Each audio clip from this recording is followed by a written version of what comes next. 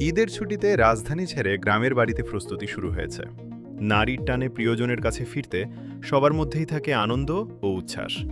তবে ঈদের সময় মহাসড়ক, বাসস্ট্যান্ড, রেল স্টেশন ও লঞ্চ ঘাটে অতিরিক্ত ভিড়ের কারণে যাত্রা কিছুটা ঝুঁকিপূর্ণ হয়ে ওঠে। তাই একটু সচেতনতা ও সঠিক পরিকল্পনাই পারে আপনার ঈদ যাত্রাকে নিরাপদ ও স্বস্তিদায়ক করতে। প্রথমেই যাত্রার পরিকল্পনা আগে থেকে করে রাখুন। শেষ মুহূর্তের তাড়াহুড়ো এড়িয়ে ট্রেন বা বাসের অগ্রিম টিকিট সংগ্রহ করুন।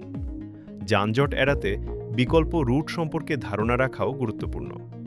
যে যানবাহনে ভ্রমণ করবেন সেটি যেন নিরাপদ ও অনুমোদিত হয় সেদিকে খেয়াল রাখুন।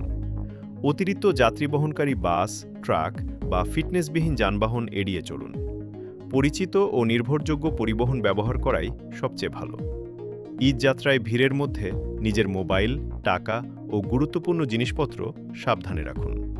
অপরিচিত কারো দেওয়া খাবার, পানি বা কোমল পানীয় গ্রহণ করা থেকে বিরত থাকুন, কারণ এ সময় অজ্ঞান পার্টি বা প্রতারক চক্র সক্রিয় থাকে। পরিবারের শিশু ও বয়স্ক সদস্যদের প্রতি বাড়তি যত্ন নিন। ভিড়ের মধ্যে শিশুদের হাতছাড়া করবেন না এবং প্রয়োজনে তাদের সাথে অভিভাবকের ফোন নম্বর লিখে রাখুন। চলন্ত বাস বা ট্রেনে ওঠানামা করা অত্যন্ত বিপজ্জনক। ট্রেনের ছাদে বা বাসের দরজায় ঝুলে ভ্রমণ থেকেও বিরত থাকুন।